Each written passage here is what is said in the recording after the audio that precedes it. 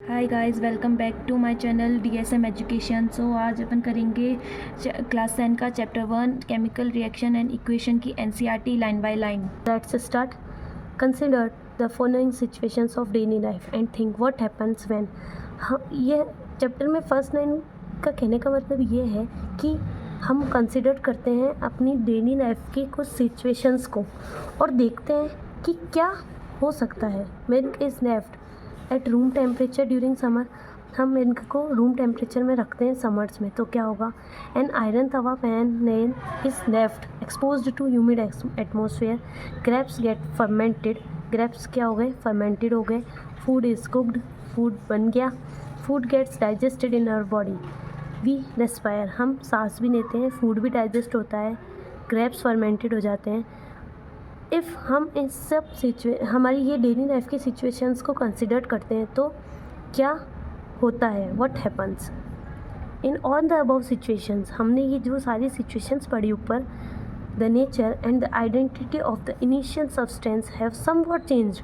Nature में and जो उस इनिशियल सब्सटेंस की आइडेंटिटी है उसमें क्या चेंज होगा। We have already learned about physical and chemical change. हमने पिछले क्लास में फिजिकल एंड केमिकल चेंज के बारे में पढ़ा था of matter in our previous class. NCERT की प्रीवियस क्लास का मीन्स है क्लास 9th में। NCERT कहना चाहता है कि हमने ये सब क्लास 9th में पढ़ा था। Whenever a chemical change occurs, chemical change कब होता है, we can say that a chemical reaction has taken place। Chemical change कब होता है, जब कोई भी केमिकल रिएक्शन होती है तब उसमें केमिकल चेंजेस होते हैं। You may perhaps be wondering as to what is actually meant by a chemical reaction. How do we come to know that a chemical reaction has take place. हमें कैसे पता चलेगा कि केमिकल रिएक्शन हुई है या नहीं। Let us perform some activities to find the answer to these questions. तो हम इन्हीं क्वेश्चंस का आंसर ढूंढने के लिए कुछ एक्टिविटीज़ देखेंगे। Activity 1.1, clean a magnesium ribbon about 3 to 4 centimeter long by rubbing it with sandpaper. Hold it with a pair of tongues. Burn it using a sprit lamp or burner and connect the ash so formed in a watch glass as shown in figure 1.1. Burn the magnesium ribbon keeping it away as far as possible from your eyes. What do you observe? So guys, ये activity हमें कहना चाहिए कि हमें सबसे पहले एक 3 से 4 मीटर लॉन्ग मैग्नीशियम रिबन लेना है और उसे हमें रब करना है सैंड पेपर पे। देन उसके बाद उसको फोल्ड करना है पेयर के रूप में, पेयर ऑफ टंग्स में उसको फोल्ड करके, और हमें होल्ड कर लेना है, टंग के ऊपर होल्ड करना है उसको। देन हमें बर्नर लेके उसको बर्न करना है। उस मैग्नीशियम रिबन को जब हम बर्न करेंगे तो उसकी जो ऐश होगी वो एक वॉच ग्लास रख देंगे नीचे, ऐसे जैसे गाइस ये एक्टिविटी में हमको दिख रहा है, हमें वैसे ही इसको परफॉर्म करना है। हमें एक वॉच ग्लास लेना है और जब हम मैग्नीशियम रिबन को बर्न करेंगे तो उसकी जो ऐश होगी वो नीचे वॉच ग्लास में कनेक्ट हो जाएगी। देन ये एक्टिविटी कहना चाहती है कि जब हम ये पूरी एक्टिविटी को परफॉर्म करेंगे उसके बाद हमें क्या ऑब्ज़र्व होता है। बस इस एक्टिविटी को करने के बाद हमें ये ऑब्ज़र्व हुआ कि जब हम मैग्नीशियम रिबन को जलाते हैं तो उसकी जो ऐश होती है वो हमें वाइट पाउडर के फॉर्म में ऑब्टेन्ड होती है। हमें वाइट पाउडर के फॉर्म में मैग्नीशियम ऑक्साइड मिलेगा। और इसका कंक्लूजन क्या है कि जब भी हम मैग्नीशियम रिबन को जलाते हैं तो मैग्नीशियम ऑक्साइड फॉर्म होता है, मैग्नीशियम ऑक्साइड बनता है रिएक्शन में इन the presence with oxygen in the presence of air. So guys हमारी NCERT में भी यही लिखा है जो हमने अभी ऑब्जर्वेशन एंड कंक्लूजन बताया। You must have observe that magnesium ribbon burns with a dazzling white flame and changes into a white powder. जब हम मैग्नीशियम रिबन को बर्न करते हैं तो वो डेजनिंग वाइट फ्लेम में अपीयर होता है और चेंज हो जाता है into a white powder. This powder is magnesium oxide, और वो उसी पाउडर को हम मैग्नीशियम ऑक्साइड कहेंगे। It is formed due to the reaction between magnesium and oxygen present in the air. और मैग्नीशियम ऑक्साइड कैसे बना, मैग्नीशियम एंड ऑक्सीजन के बीच में रिएक्शन हुई in the presence of air, तब जाके मैग्नीशियम ऑक्साइड का पाउडर बना। देन हम चलते हैं एक्टिविटी 1.2 2 पर। Activity 2, take lead nitrate solution in a test tube, add potassium iodide solution to this, what do you observe? अब गाइस एक्टिविटी सेकंड ये कह रही है कि हमें लेड नाइट्रेट का सोल्यूशन लेना है एक टेस्ट ट्यूब में एंड उसके अंदर हमें पोटेशियम आयोडाइड सोल्यूशन को ऐड करना है। तो हमें क्या क्या ऑब्जर्व होता है? सो लेड नाइट्रेट को जब हम पोटेशियम आयोडाइड सोल्यूशन में ऐड करते हैं तो हमें येलो कलर की पीपीटी फाउंड होती है।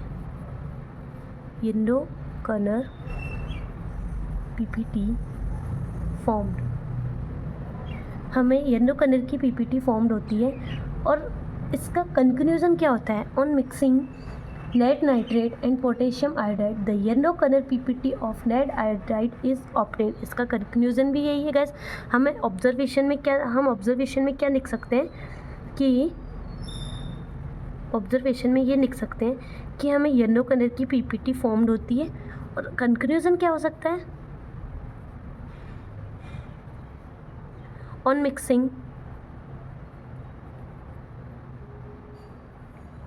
lead nitrate and potassium iodide, yellow color ppt of lead iodide is obtained। तो हमें इस एक्टिविटी को करने के बाद येलो कलर की पीपीटी ऑब्टेन्ड होगी।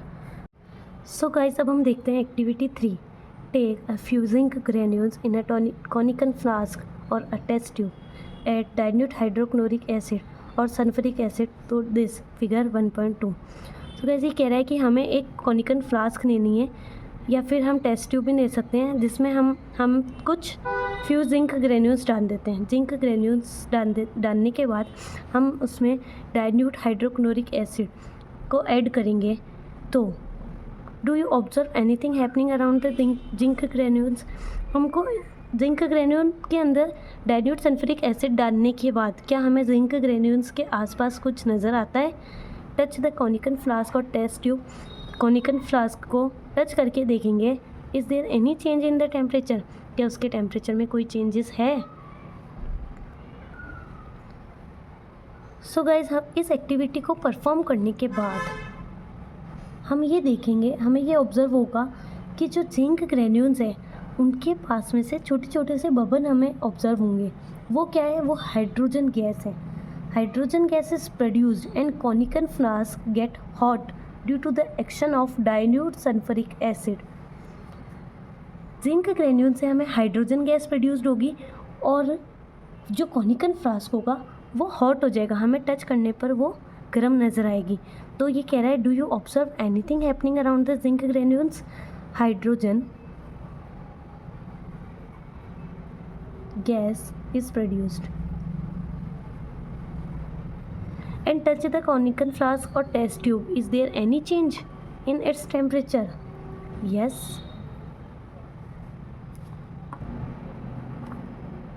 conical flask get hot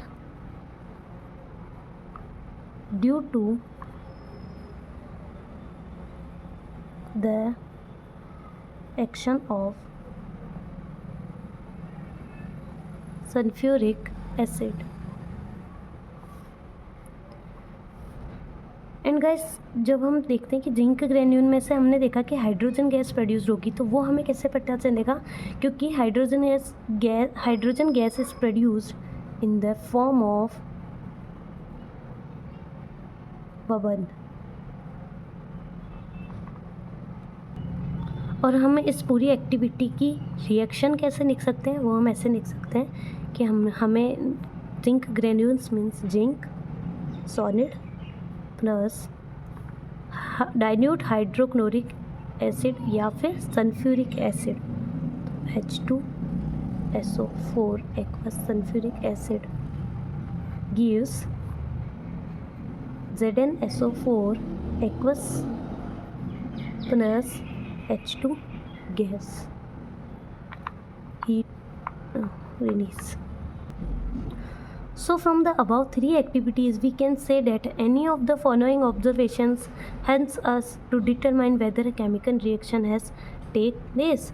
तो हमने इन तीनों एक्टिविटी से ये ऑब्ज़र्व किया कि क्या केमिकल रिएक्शन हो रही है, कुछ केमिकल चेंजेस हो रहे हैं या नहीं. केमिकल रिएक्शन चेंज होने का मीन्स है चेंज इन स्टेट. जैसे हमने फर्स्ट एक्टिविटी में देखा था कि जब हमने मैग्नीशियम रिबन को जलाया था, उसको बर्न किया था, तो वो उसका वाइट कलर की ऐश के फॉर्म में हमें ऑब्टेन हुआ था. तो उसको हम क्या कहेंगे, change in state. Then change in colour. जब हमने एक्टिविटी 2 में देखा था कि लेड नाइट्रेट को हमने पोटेशियम आयोडाइड सोल्यूशन के साथ मिक्स किया तो हमें येलो कलर की पीपीटी फाउंड हुई. तो वो कौन सा चेंज हो गया, change in colour. Evolution of gas. जब हमने देखा कि जिंक ग्रेन्यूल्स को डाइल्यूट सल्फ्यूरिक एसिड के साथ हमने ऐड किया तो जिंक ग्रेन्यूल में से हमें हाइड्रोजन गैस के बबल्स ऑब्टेंड हुए थे, तो उसमें से हाइड्रोजन गैस प्रोड्यूस हुई, इसलिए इसको कहा है हमने evolution of gas. And change in temperature. Temperature में चेंज कैसे हुआ, जब सल्फ्यूरिक एसिड ने अपना रिएक्शन किया जिंक ग्रेन्यूल्स के साथ, तो जो कॉनिकल फ्लक्स था वो हॉट हो गया था, इसलिए उसका टेम्परेचर में चेंज हुआ, तो इसलिए हमने इसे कहा है change in temperature. As we observe the changes around us, we can see that there is a large variety of chemical reaction taking place around us. We will study about the various types of chemical reaction and their symbolic representation in this chapter. So हम इसमें बहुत सारी chemical reactions के types देखेंगे और उसका symbolic representation भी देखेंगे. तो first topic है chemical equations. Activity 1.1 can be described as when a magnesium ribbon is burnt in oxygen, it gets converted to magnesium oxide. Activity 1 से हमें पता चला कि जब हम मैग्नीशियम रिबन को बर्न करते हैं तो ऑक्सीजन की प्रेजेंस में वो कन्वर्ट हो जाता है मैग्नीशियम ऑक्साइड में. This description of a chemical reaction in a sentence form is quite long. It can be written in a shorten form. ये जो डिस्क्रिप्शन है ये हमें बहुत लॉन्ग फॉर्म में है, तो क्या हम इसे शॉर्ट भी कर सकते हैं. The simplest way to do this is to write in the form of a word equation. इसको simplest way में लिखने का तरीका है कि हम इसकी वर्ड की इक्वेशन लिखने. The word equation for the above reaction would be, जो हमने ऊपर रिएक्शन देखी थी कि मैग्नीशियम रिबन बर्न होता है इन the presence with reaction of oxygen in the presence of air, तो हम उस इक्वेशन को शॉर्ट फॉर्म में कैसे लिख सकते हैं, मैग्नीशियम प्लस ऑक्सीजन क्या हो गया हमारा रिएक्टेंट. देन उससे हमें क्या मिला, मैग्नीशियम ऑक्साइड, वो हमारा क्या हो गया product. The substance that undergo chemical change in the reaction magnesium and oxygen are the reactant. जो सब्सटेंस है जो इस केमिकल चेंज में हमें जो केमिकल चेंज में हमें दिखा है वो क्या है, रिएक्टेंट है. मीन्स मैग्नीशियम और ऑक्सीजन क्या है, इसका रिएक्टेंट है. And the new substance is magnesium oxide. हमने जो सब्सटेंस हम लेते हैं वो होता है रिएक्टेंट, और जो हमें फॉर्म्ड होता है, जो फॉर्मेशन होती है उसको हम कहते हैं प्रोडक्ट. तो जो the new substance is magnesium oxide formed during the reaction. Magnesium oxide जो बना इस रिएक्शन में उसे हम क्या कहेंगे, product. A word equation shows change of reactant to product. Throw an arrow placed between them. जो वर्ड है इक्वेशन वो क्या दिखाता है, हमें क्या दर्शाता है, क्या शो करता है कि change of reactant to product, change reactant का प्रोडक्ट में चेंज होना. Through an arrow placed between them. उसके बीच में जो एरो होता है रिएक्टेंट से प्रोडक्ट के बीच में, वही हमें इक्वेशन शो करती है कि कैसे रिएक्टेंट से प्रोडक्ट बना. The reactant are written on the left hand side. जो रिएक्टेंट होता है उसे हम लेफ्ट हैंड साइड में लिखते हैं with plus sign between them. Similarly products are written on the right hand side.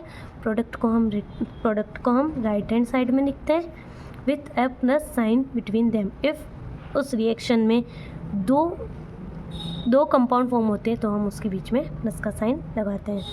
The arrow head points towards the products and shows the direction of the reaction. और जो arrow का head होता है वो क्या पॉइंट करता है कि किस साइड में हमें किस साइड रिएक्शन हुई है और किधर प्रोडक्ट है। The arrow head point towards the product. जो एरो हेड पॉइंट होता है वो हमेशा प्रोडक्ट के साइड में होता है and shows the direction of the reaction. और वो रिएक्शन की डायरेक्शन को बताता है कि रिएक्शन किस डायरेक्शन में हुई है, कि कहाँ से कैसे मैग्नीशियम और ऑक्सीजन ऐड होकर मैग्नीशियम ऑक्साइड बनाते हैं। So the next topic is writing a chemical equation, कि हम किसी भी केमिकल इक्वेशन को कैसे लिख सकते हैं। Is there any other shorter way for representing chemical equation. अगर जो हमने अभी नेक्स्ट टॉपिक में देखा था कि हम किसी भी इक्वेशन को कैसे सिंपलेस्ट वे में लिख सकते हैं, उसका और शॉर्टर वे हम देखेंगे। Chemical equation can be made more concise and useful if we use chemical formula. जो केमिकल इक्वेशन होती है वो और भी छोटी और यूज़फुल हो सकती है अगर हम उसको उसकी केमिकल फार्मूला से लिखें इंस्टेड ऑफ वर्ड्स ना लिखें। जैसे मैग्नीशियम है, हम मैग्नीशियम पूरा लिखेंगे और हम उसकी एक सिंबॉलिक फॉर्म लिख देंगे तो हो गई ना केमिकल इक्वेशन कंसाइज फॉर्म में। तो हम उसको कंसाइज फॉर्म में और कैसे लिख सकते हैं। अ chemical equation represents a chemical reaction. जो केमिकल इक्वेशन होती है वो क्या रिप्रेजेंट करती है, एक केमिकल रिएक्शन को। If you recall formula of magnesium, अगर आप रिकॉल करेंगे कि मैग्नीशियम का फार्मूला क्या होता है, ऑक्सीजन का क्या फार्मूला होता है एंड मैग्नीशियम ऑक्साइड का क्या फार्मूला होता है। The above word equation can be written as. तो हमने जो ऊपर इक्वेशन लिखी थी magnesium plus oxygen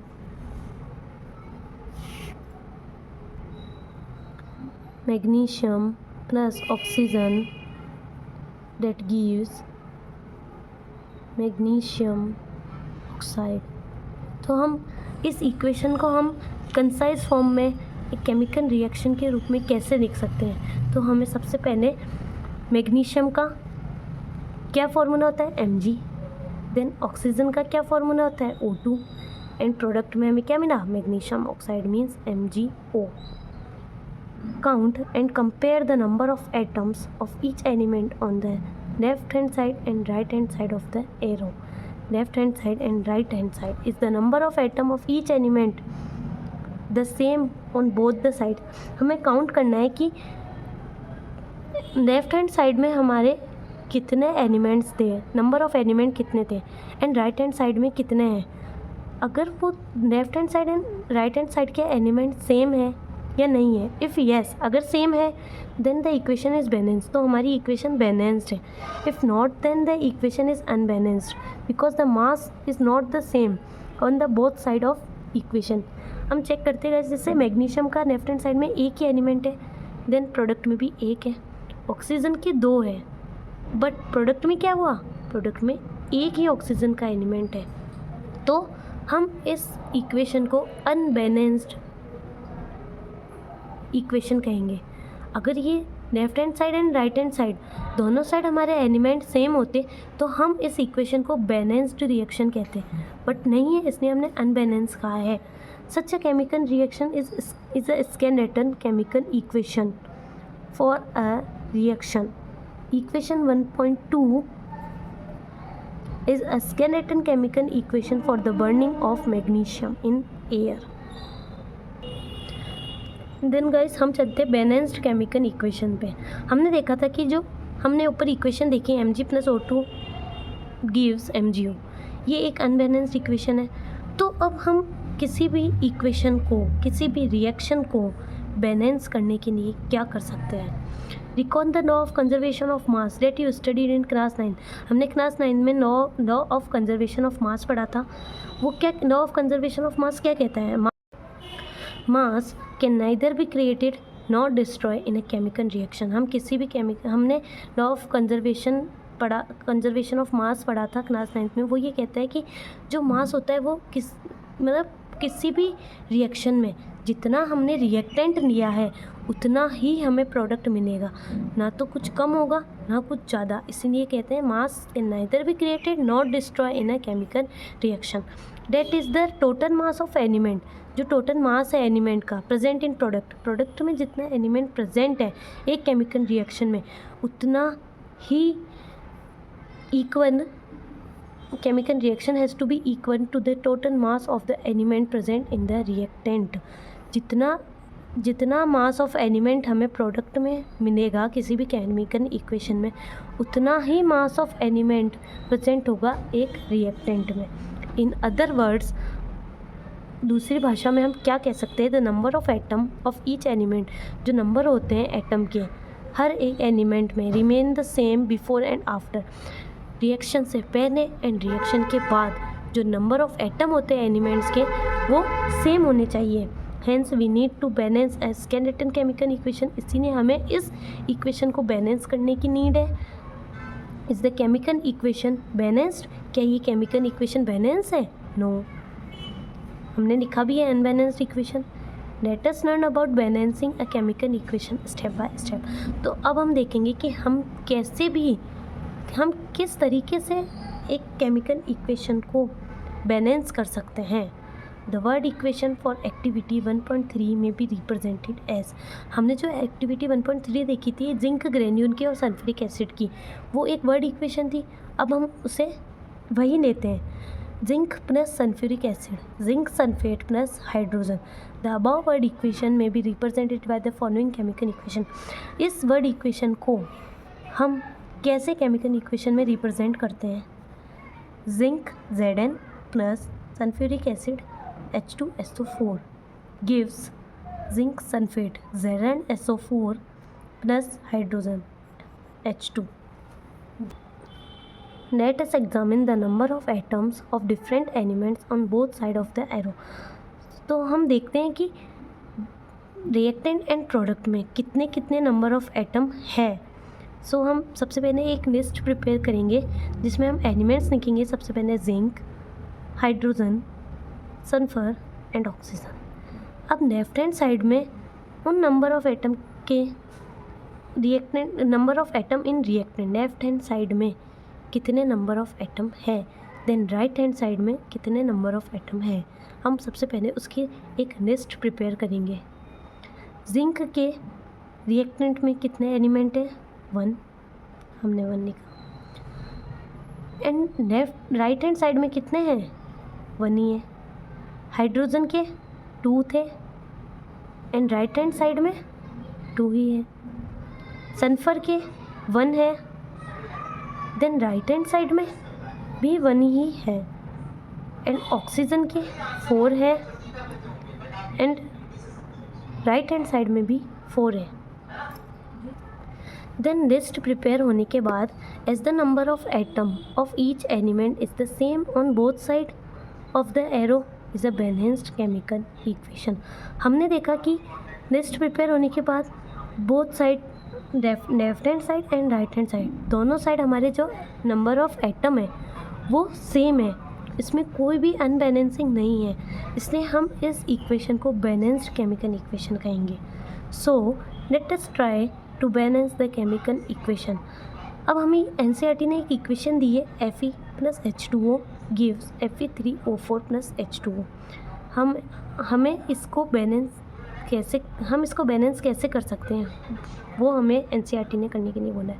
how to balance this chemical equation. So अगर इक्वेशन को बैलेंस करने के लिए हमने पिछली क्लास में बहुत सिंपलेस्ट वे देखा था कि हम किसी भी इक्वेशन को कैसे बैलेंस कर सकते हैं, लेकिन हम अब एनसीईआरटी के स्टेप्स पढ़ लेते हैं। To balance a chemical equation first draw boxes around each formula. किसी भी इक्वेशन को बैलेंस करने के लिए हमें हर एक फार्मूला के आगे बॉक्स ड्रॉ कर लेना है। Do not change anything inside the boxes while balancing the equation. हमें फार्मूला के अंदर कुछ भी चेंज नहीं करना है, सिर्फ और सिर्फ हमें बॉक्सेस ड्रॉ करने हैं। स्टेप 2 क्या कहता है? List the number of atom of different elements present in the unbalance equation. हम एक लिस्ट बनाएंगे कि राइट हैंड साइड में, इक्वेशन के राइट हैंड साइड में एंड लेफ्ट हैंड साइड में कितने कितने नंबर ऑफ एटम है एक एलिमेंट के। जैसे हमने लिया Fe आयरन। Fe के लेफ्ट हैंड साइड में एक नंबर ऑफ एटम है, बट लेफ्ट हैंड साइड में कितने हैं 3। देन हाइड्रोजन के कितने हैं 2 एंड राइट हैंड साइड में कितने हैं 2 एंड ऑक्सीजन एटम के कितने एलिमेंट है लेफ्ट हैंड साइड में 1 एंड राइट हैंड साइड में 4 है। तो हमारी ये लिस्ट प्रिपेयर हो गई। Then step 3, it is often convenient to start balancing with the compound that contain the maximum number of atom. It may be reactant or a product. In that compound, select the element which has the maximum number of atom. Using these criteria, we select Fe3O4 and the element oxygen in it. There are 4 oxygen atoms on the RHS and only 1 on the LHS. So guys, ये step 3 कहना चाहता है कि हम balancing वहाँ से start करेंगे जिस कंपाउंड में मैक्सिमम नंबर ऑफ एटम होंगे। हमारी इक्वेशन में जिस कंपाउंड में मैक्सिमम नंबर ऑफ एटम होंगे, हम वहाँ से किसी भी इक्वेशन को बैलेंस करेंगे, चाहे वो रिएक्टेंट साइड हो चाहे वो प्रोडक्ट साइड हो। इसीलिए हम इस क्राइटेरिया को देखते हुए हम सबसे पहले Fe3O4 कंपाउंड को लेंगे, क्योंकि इसके अंदर जो ऑक्सीजन एटम है वो सबसे ज़्यादा है। There are 4 oxygen atom on RHS and only 1 of the LHS. क्योंकि RHS में ऑक्सीजन कंपाउंड 4 एटम में है, बट LHS में 1 में ही है। To balance the oxygen atom, सबसे पहले हम ऑक्सीजन एटम को बैलेंस करने के लिए इनिशियल H2O के साथ 1 एटम ही था रिएक्टेंट में, देन प्रोडक्ट में Fe3O4 के साथ 4 एटम्स हो गए ऑक्सीजन के।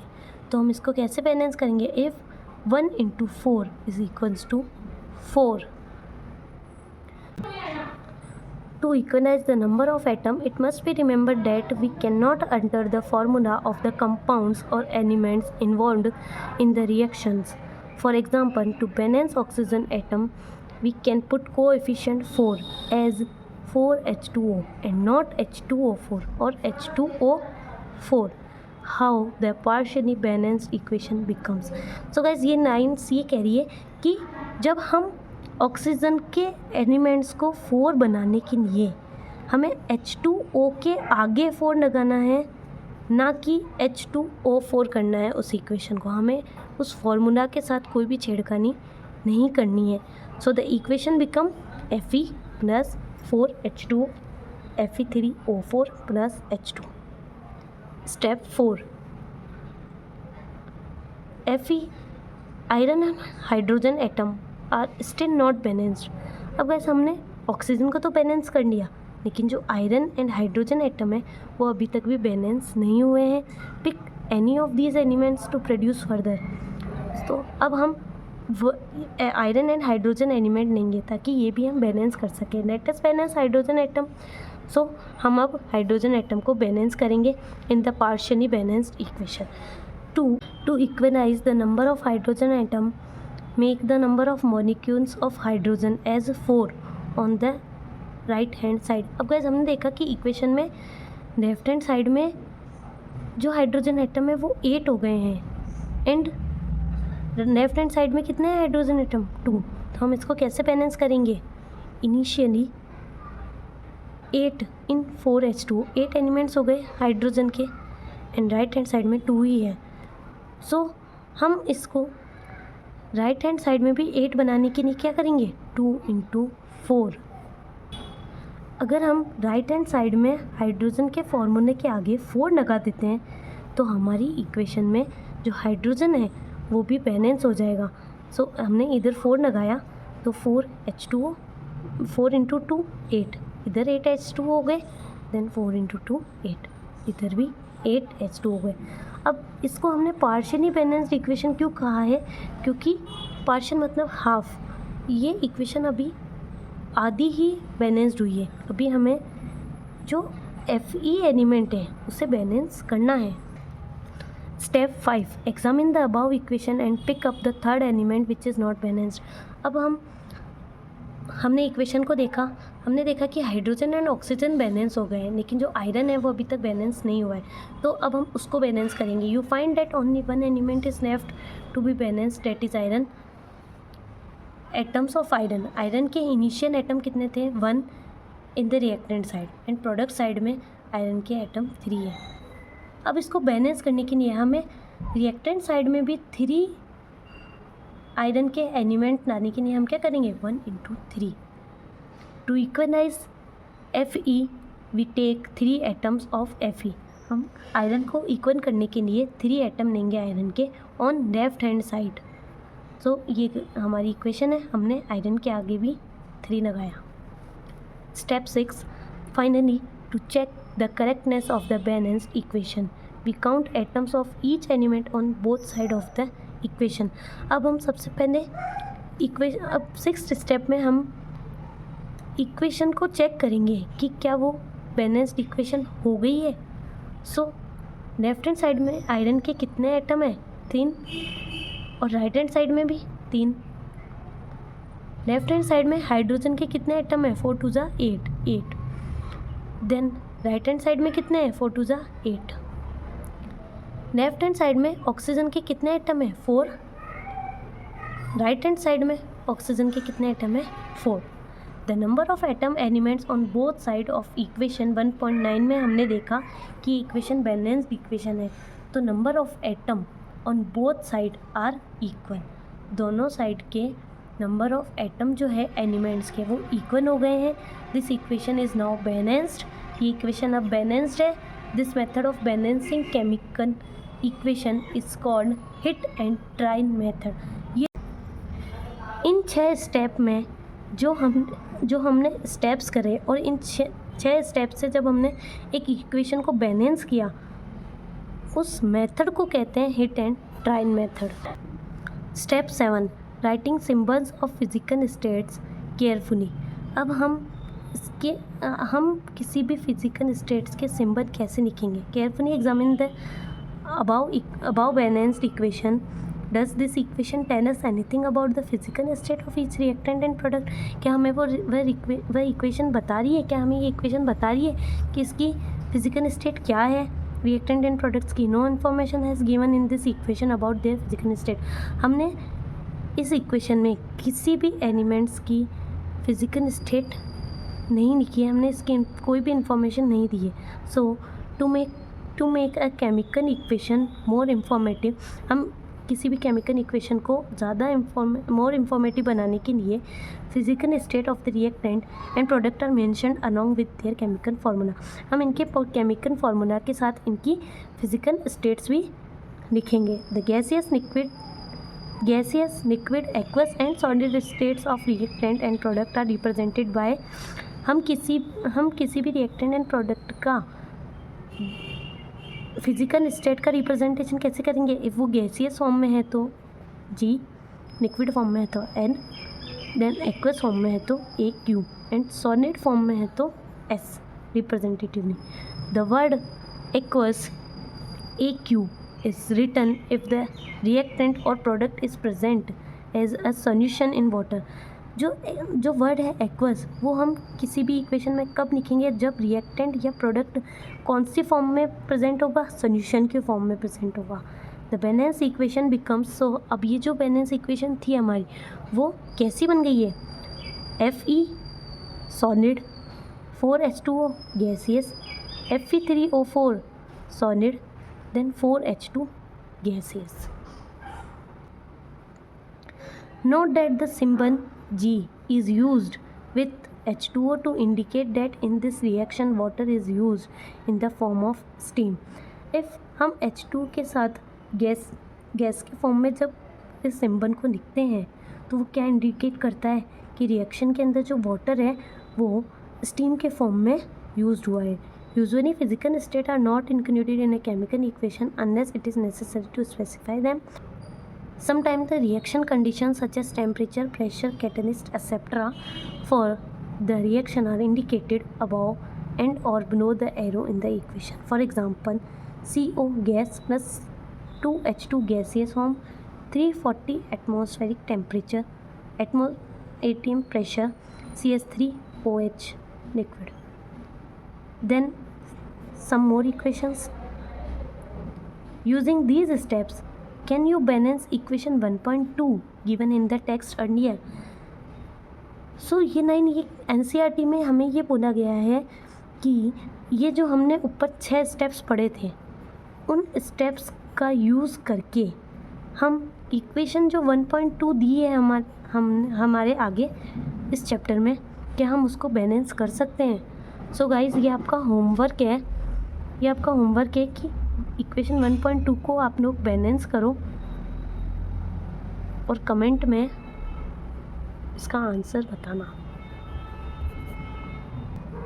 देन हम चैप्टर के नेक्स्ट टॉपिक पर चलते हैं, जिसका नाम है types of chemical reaction. Chemical reaction के कौन कौन से टाइप्स हैं। We have learned in class 9 that during a chemical reaction atom of one element do not change into those of another element, nor do atoms disappear for the mixture or appear from elsewhere. Actually, chemical reaction involves the breaking and making of bonds between atoms to produce new substance. You will study about types of bonds formed between atom in chapter 3, 3rd and 4th. जो type of chemical reaction का सबसे पहला type है combination reaction. हमने इससे पहले वाली class में कॉम्बिनेशन रिएक्शन की डेफिनेशन देखी थी, जिसमें हमने देखा था कि किसी भी रिएक्टेंट को कंबाइन करने के बाद क्या प्रोडक्ट होता है। किसी भी एक या एक से ज़्यादा सब्सटेंस को कंबाइन करने पर जो रिएक्शन होती है उसे हम कॉम्बिनेशन रिएक्शन कहते हैं। सो हम देखते हैं एक्टिविटी के थ्रू। एक्टिविटी 4 क्या कह रही है। Take a small amount of calcium oxide और क्विकनाइम इन अ बीकर। हमें बहुत थोड़ी सी अमाउंट में कैल्शियम ऑक्साइड लेना है या फिर क्विकनाइम लेना है किसी भी बीकर में। Slowly add water to this. धीरे धीरे उसमें हमें वाटर ऐड करना है। Touch the beaker as shown in figure 1.3। Figure 1.3 में जैसे बताया वैसे हमें बीकर को टच करना है। Do you feel any change in temperature. क्या हमें टेम्परेचर में कुछ भी चेंज नज़र आता है। हमने एक बीकर लिया, उसमें थोड़ा सा कैल्शियम ऑक्साइड डाला एंड धीरे धीरे उसमें वाटर ऐड किया और उसको टच करके देखा तो हमें क्या ऑब्ज़र्व हुआ। Calcium oxide react vigorously with water to produce slaked lime releasing a large amount of heat. जो कैल्शियम ऑक्साइड है वो रिएक्ट करता है वाटर के साथ और क्या प्रोड्यूस करता है, क्या ऑब्टेंड होता है हमें स्नैक्टनाइम। जब क्विकनाइम या calcium oxide react with water के साथ रिएक्ट करता है तो हमें स्नैक्टनाइम मिलता है और हमें उसके साथ हीट भी प्रोड्यूस होती है। तो इस एक्टिविटी में हमें क्या ऑब्ज़र्व हुआ, ऑब्जर्वेशन कि कैल्शियम ऑक्साइड के साथ जब वाटर का रिएक्शन होता है तो हमें स्नैक्टनाइम ऑब्टेन होता है। ये हमारा ऑब्जर्वेशन है।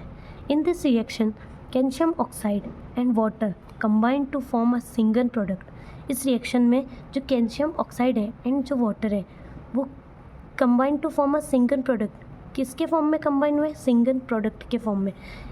And calcium hydroxide is make और हमें क्या मिला, calcium hydroxide. Such a reaction in which a single product is formed from 2 और मोर reactant is known as combination reaction. So इस रिएक्शन से हम कॉम्बिनेशन रिएक्शन की डेफिनेशन क्या निकाल सकते हैं। अ single product is formed from 2 और मोर रिएक्टेंट। कॉम्बिनेशन रिएक्शन क्या होता है कि एक सिंगल प्रोडक्ट बनता है 2 या 2 से ज़्यादा रिएक्टेंट के कंबाइन होने पर, इसीलिए हम इसको क्या कहते हैं, कॉम्बिनेशन रिएक्शन। तो कॉम्बिनेशन रिएक्शन की डेफिनेशन क्या हो सकती है। Definition is a single product is formed from 2 or more reactant is known as combination reaction. Do you know a solution of strychnine produced by the reaction 1.13 is used for whitewashing walls? क्या आपको पता है जो हमने पिछले reaction में देखा था, हमने कैसे क्विकनाइम से स्नैक्टनाइम बनाया था। तो वो स्नैक्टनाइम जो होता है वो हम वॉल्स को वाइट वॉशिंग करने में यूज़ लेते हैं। ये ये गाइस सबसे अच्छा एग्जाम्पल है जिसे हम घर में पेंट करवाते हैं, वो जो पुट्टी होती है हमारे घर में, बस उसी को लेके ये एग्जाम्पल है कि कैल्शियम हाइड्रोक्साइड रिएक्ट्स स्लोली।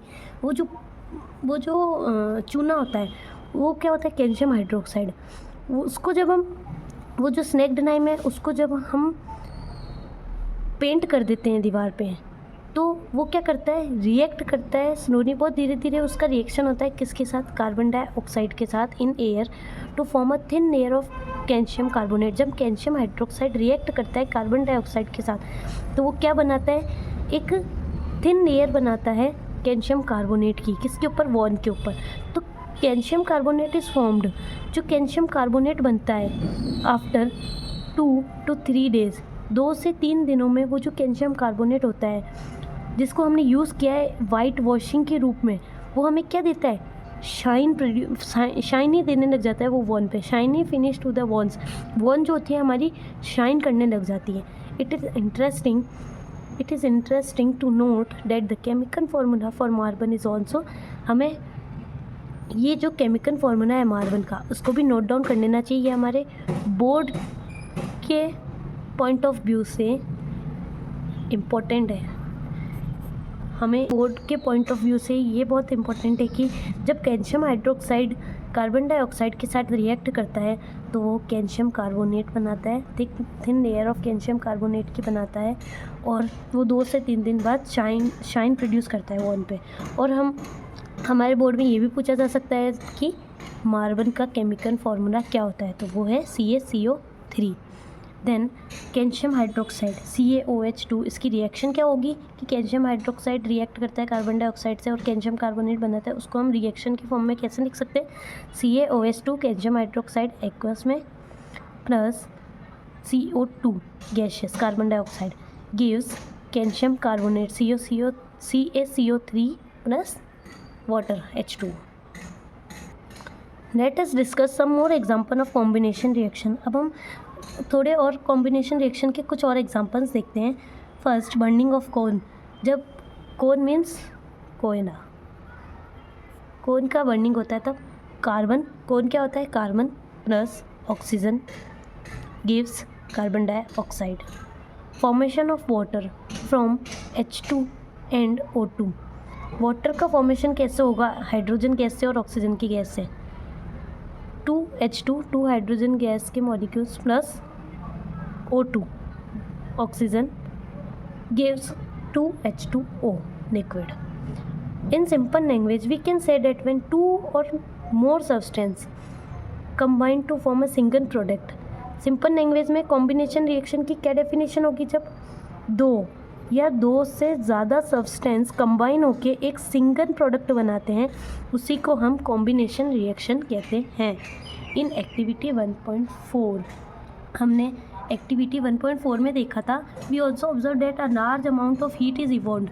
उसके अंदर जब हमने क्विक नाइम को वाटर के साथ ऐड किया था तो हमें लार्ज अमाउंट में हीट प्रोड्यूस हुई थी। This makes the reaction mixture warm, और उस हीट की वजह से क्या हुआ था, वो जो मिक्सचर था वो वार्म हो गया था, मीन्स गर्म हो गया था। Reaction in which heat is released, उस रिएक्शन में जिसमें हीट रिलीज हुई along with the formation of product के साथ, जिस रिएक्शन में प्रोडक्ट के साथ हीट भी रिलीज होती है, उसे हम क्या कहते हैं, exothermic chemical reaction. Other example of exothermic chemical reaction, इसके और एग्जाम्पल क्या हो सकते हैं, burning of natural gas CH4 plus 2O2। Natural gas है CH4, वो O2 के साथ रिएक्ट करके उसका बर्न हुआ, क्या बनाया, carbon dioxide plus 2H2O। Do you know that respiration is an exothermic process? क्या आपको पता है कि रेस्पिरेशन भी एक एक्सोथर्मिक प्रोसेस है? We all know that we need energy to stay live. हम सबको पता है कि हमें एनर्जी चाहिए, जीने के लिए हमें एनर्जी चाहिए। We get this energy from the food we eat. हमें वो एनर्जी कहाँ से मिलती है, जो हम फूड खाते हैं उससे। During digestion food is broken down into simpler substance. Digestion के दौरान क्या होता है, जो फूड होता है वो किस में ब्रोकन डाउन होता है, किस में टूट जाता है, सिंपल सब्सटेंसेज में।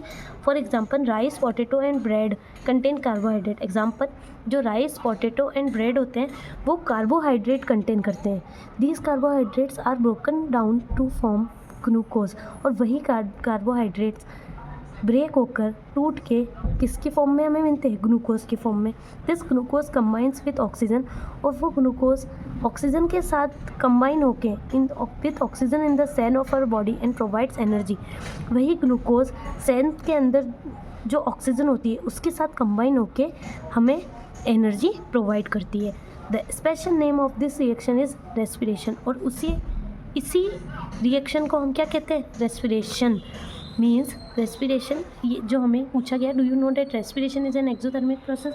क्या रेस्पिरेशन एक एक्सोथर्मिक प्रोसेस है? तो इसमें हमें बोला कि हमें जीने के लिए एनर्जी चाहिए और वो एनर्जी हमें फूड से मिलती है।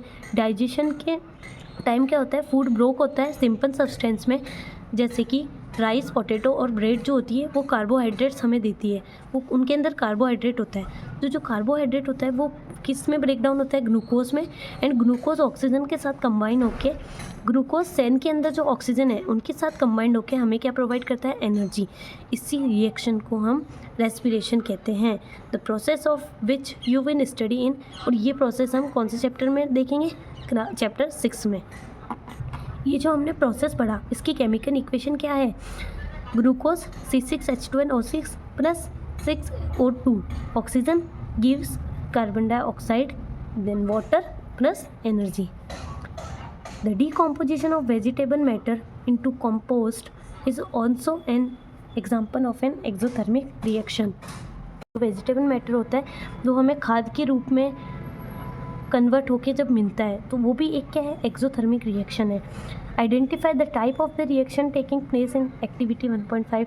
तो क्या अब इतनी सारी रिएक्शंस और कॉम्पोजिशन रिएक्शन, इन सबको पढ़ने के बाद क्या हम एक्टिविटी 1.1 में जो रिएक्शन है क्या हम उसका टाइप बता सकते हैं?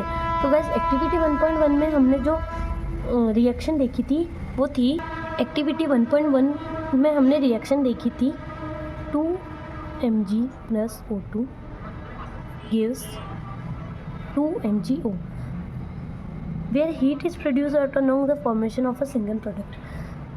हमारी एक्टिविटी 1 की रिएक्शन ये है, तो क्या हम इस रिएक्शन का टाइप बता सकते हैं? हमने कॉम्बिनेशन रिएक्शन में देखा था कि दो या दो से ज़्यादा सब्सटेंस मिलके एक सिंगल प्रोडक्ट बनाते हैं तो वो कॉम्बिनेशन रिएक्शन होती है। तो yes, it is combination reaction.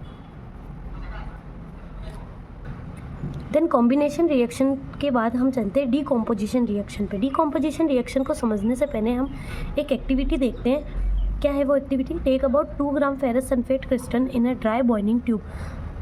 हमें 2 ग्राम फेरस सल्फेट लेना है, फेरस सल्फेट के क्रिस्टल्स लेने हैं एक ड्राई बॉइलिंग ट्यूब में। Note the colour of the ferrous sulphate crystal. हमें सबसे पहले फेरस सल्फेट के जो क्रिस्टल हैं उनका कलर नोट कर लेना है कि उनका क्या कलर है। Heat the boiling tube over the flame of a burner or spirit lamp as shown in figure 1.4। हम फिगर 1.4 में देखते हैं कि हमने एक बॉइलिंग ट्यूब ली जिसमें हमने फेरस सल्फेट के क्रिस्टल्स डाले एंड उसको अब हम हीट देते हैं बर्नर से। तो observe the colour of the crystal after heating. हमें क्या ऑब्जर्व होता है उन क्रिस्टल्स को बर्न करने के बाद।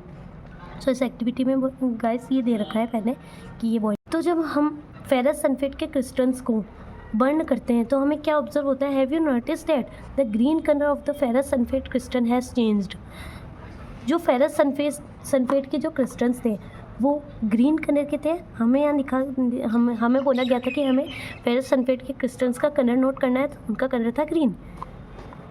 अब हमने क्या नोटिस किया कि जब फेरस सल्फेट के क्रिस्टल को हम बर्न करते हैं तो जो फेरस सल्फेट के क्रिस्टल्स हैं उनका जो कलर है वो चेंज हो जाता है। You can also smell the characteristic order of burning smell. और हम बर्निंग सल्फर, और जब हम उसको उन फेरस सल्फेट के क्रिस्टल्स को बर्न करते हैं तब हमें एक स्मेल भी, you can also smell the characteristic order. हम एक ऑर्डर, एक कैरेक्टरिस्टिक ऑर्डर भी स्मेल कर सकते हैं, हमें उसमें से स्मेल भी आएगी, वो कैसी होगी वो देखते हैं। 2FeSO4, ये जो हम एक्टिविटी कर रहे हैं उसकी इक्वेशन क्या होगी? फेरस सल्फेट FeSO4, हमने हीट किया फेरस सल्फेट के क्रिस्टल्स को तो क्या बना? Ferric oxide Fe2O3 plus SO2 plus SO3। In this reaction you can observe that, हमें इस एक्टिविटी में क्या ऑब्जर्व हुआ? A single reaction breaks down to a simpler product. एक सिंगल रिएक्शन किस में ब्रेक डाउन हो गई? सिंपल प्रोडक्ट में। This is a decomposition reaction. जब कोई भी एक सिंगल रिएक्टेंट ब्रेक डाउन होता है अपने सिंपलर प्रोडक्ट्स में, one more than two product में, तो उसे क्या कहते हैं हम? Decomposition reaction. किसी भी रिएक्शन का सिंपल कंपाउंड से ब्रेक होकर अपने सिंपल फॉर्म में आना ही डीकम्पोजिशन रिएक्शन कहलाता है। This is a decomposition reaction. Ferrous sulphate crystal lose water when heated. जब हमने फेरस सल्फेट क्रिस्टल्स को हीट किया तो उसने क्या किया? वाटर का लॉस किया। And the colour of crystal change, जो कलर हो गए क्रिस्टल के वो चेंज हो गए। And colour of crystal change, it then decomposes to ferric oxide. और जो फेरस सल्फेट था वो किस में डिकम्पोज हो गया? फेरिक ऑक्साइड में Fe2O3 में, सल्फर डाइऑक्साइड में SO2 में, एंड सल्फर ट्राइऑक्साइड में SO3 में। Ferric oxide is a solid while sulphur dioxide and sulphur trioxide are gases. And जो फेरिक ऑक्साइड है वो तो सॉलिड फॉर्म में है, लेकिन sulphur dioxide and sulphur trioxide कौन से स्टेट में? गैसेस स्टेट में। देन गाइस, इस एक्टिविटी में हम ये देखते हैं कि जब हमने फेरस सल्फेट के क्रिस्टल्स को बर्न किया, हीट दी, तो उनका कलर ग्रीन से चेंज होकर उनका कलर हो जाता है डार्क ब्राउन में। So we can observe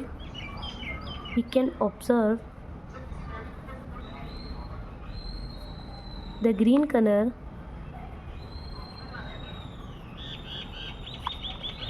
of ferrous sulfate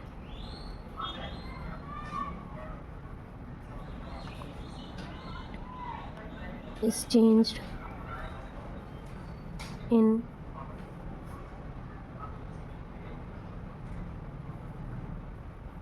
dirty white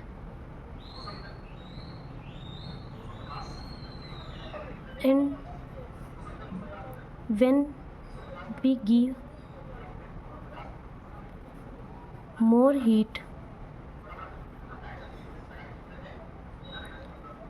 to that crystals, the color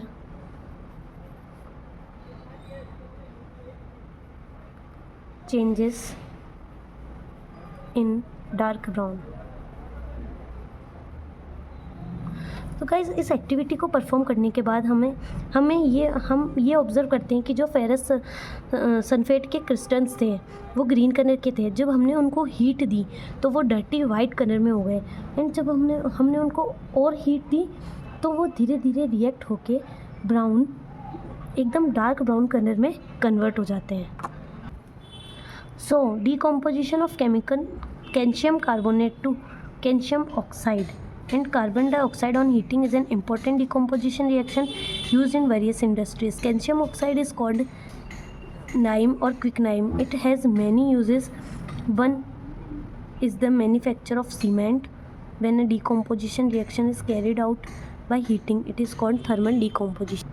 सो हम डीकम्पोजिशन का एक और एग्जांपल लेते हैं जो बहुत सी इंडस्ट्रीज़ में यूज़ होता है। हमने लाइम स्टोन CaCO3 को जब हीट किया तो हमें क्या मिला?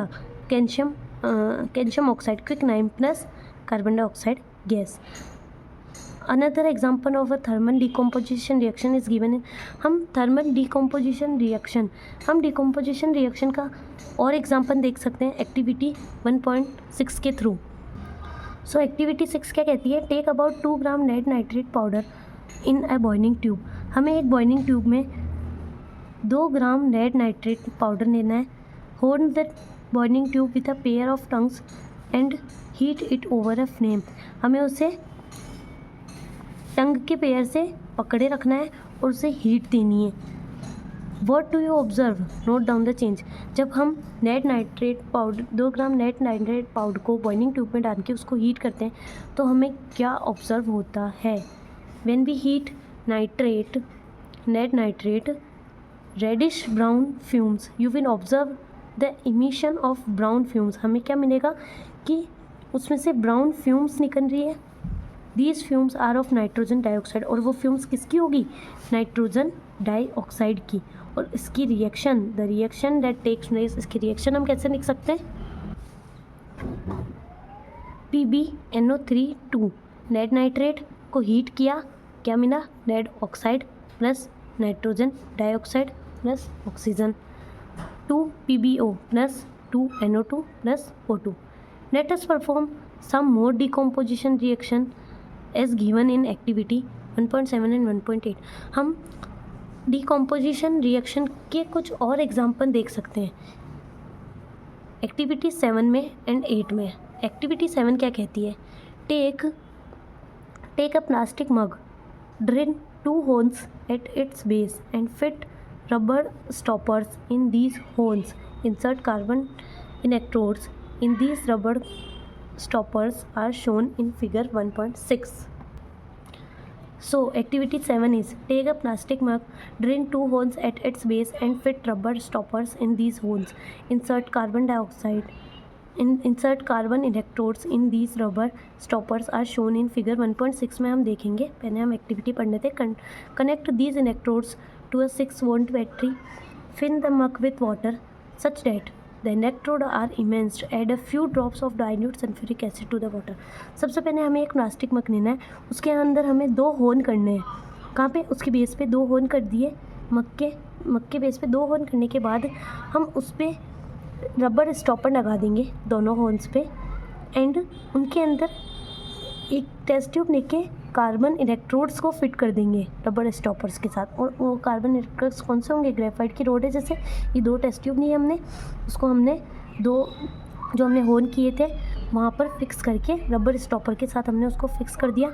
और ये जो इलेक्ट्रोड्स हैं हमने उसको 6 वोल्ट की बैटरी के साथ भी कनेक्ट कर दिया। अब हम इस मग को क्या करेंगे? वाटर से फिल कर देंगे। हमने इस मग में वाटर डाल दिया, वाटर से पानी से भर दिया मग को।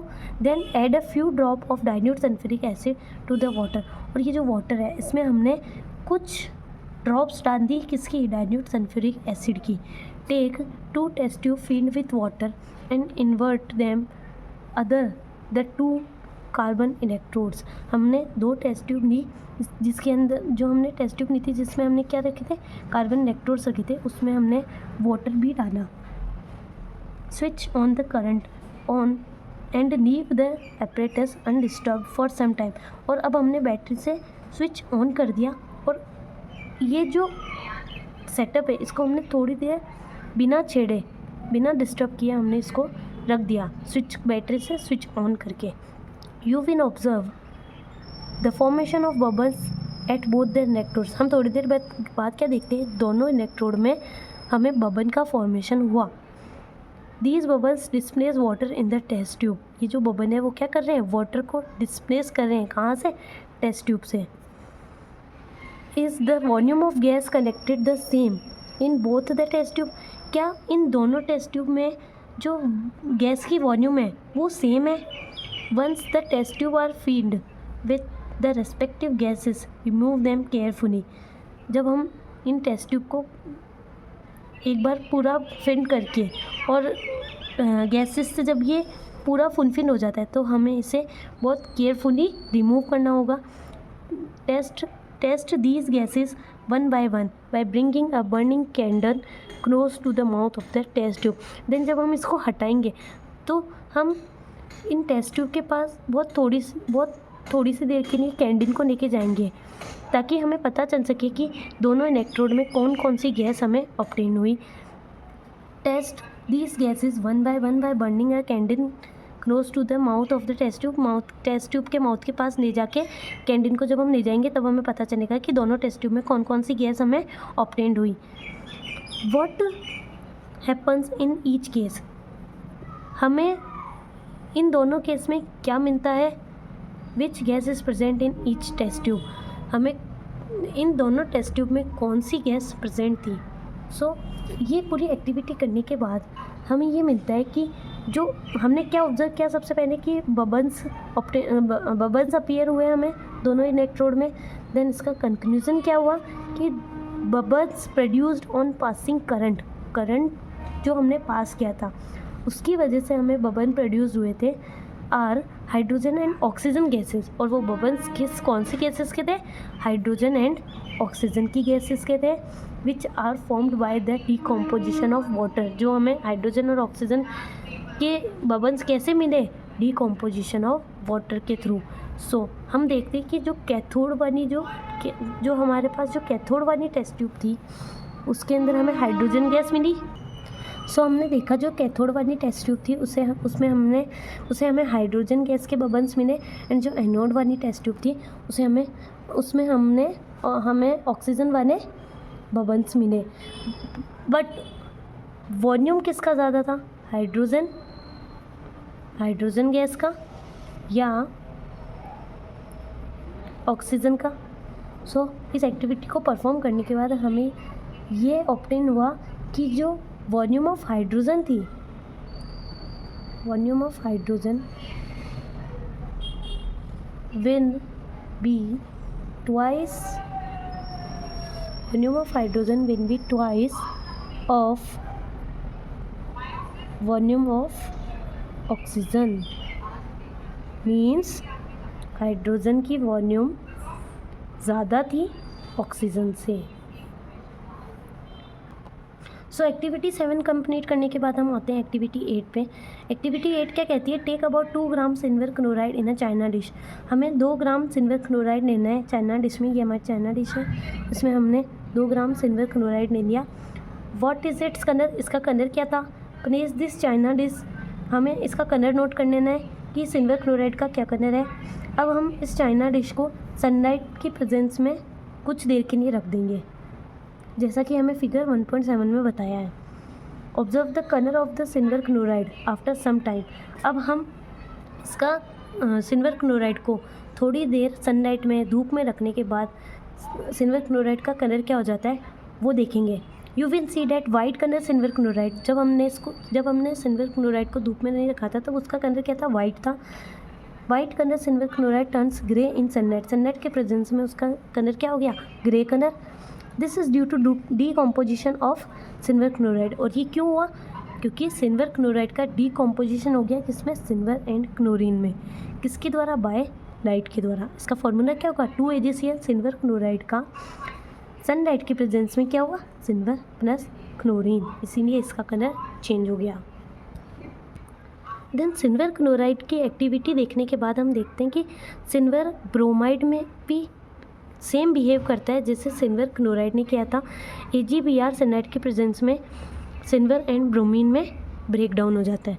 The above reaction are used in black and white photography. ये जो रिएक्शन है वो किस में यूज होती है, ब्लैक एंड वाइट फोटोग्राफी में।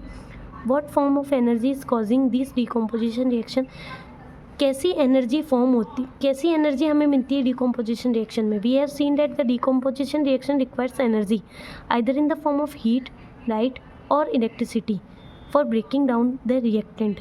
तो हमने देखा कि डिकम्पोजिशन रिएक्शन के लिए हमें एनर्जी की ज़रूरत होती है, किसके फॉर्म में, इन the form of heat, in the form of light और इलेक्ट्रिसिटी।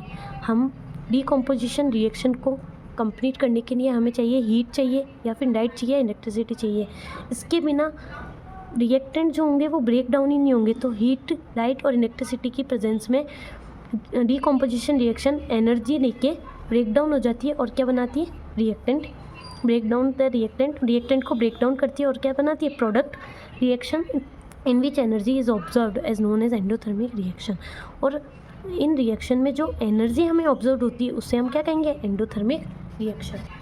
तो डिकम्पोजिशन, तो गाइस डिकम्पोजिशन रिएक्शन में हमने क्या देखा कि एक single compound in the presence of sunlight, heat, electricity, इनकी प्रेजेंस में जब भी कोई सिंगल कंपाउंड हीट की प्रेजेंस में, सनलाइट की प्रेजेंस में और इलेक्ट्रिसिटी की प्रेजेंस में ब्रेक डाउन होके सिंपल सब्सटेंस बना देता है, डीकम्पोजिशन हो जाता है, तो उसे ही हम डीकम्पोजिशन रिएक्शन कहते हैं। सो डीकम्पोजिशन रिएक्शन को पढ़ने के बाद हम इस चैप्टर के नेक्स्ट टॉपिक पर चलते हैं, जो है displacement reaction.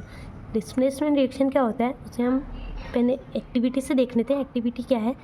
Take 3 iron nail and clean them by rubbing with sand paper. Take 2 test tube marked as A and B. हमें 3 आयरन नेल लेनी है और उसे क्या करना है, उसे सैंड पेपर पे रब करके क्लीन कर लेना है। और हमें 2 टेस्ट ट्यूब लेनी है जिसको हम मार्क्ड करेंगे ए एंड बी से। In each test tube take 10 ml copper sulphate solution, और दोनों टेस्ट ट्यूब में हम 10 ml कॉपर सल्फेट सोल्यूशन डालेंगे। Tie 2 iron nails with a thread and immerse them carefully in the copper sulfate solution in test tube B for about 20 minutes। Figure 1.8 में हमने देखा कि हमने 3 नेल ली थी, उसको हमने क्लीन करके रब कर लिया था, और 2 टेस्ट ट्यूब में हमने क्या डाल दिया, 10 ml कॉपर सल्फेट सोल्यूशन। अब हम देखते हैं कि पहले हमने एक टेस्ट ट्यूब ली जिसके अंदर हमने 2 आयरन नेल को कॉपर सल्फेट सोल्यूशन में डिप कर दिया। कितनी देर के लिए? 20 मिनट्स के लिए। देन क्या हुआ? Keep 1 iron nail aside for comparison.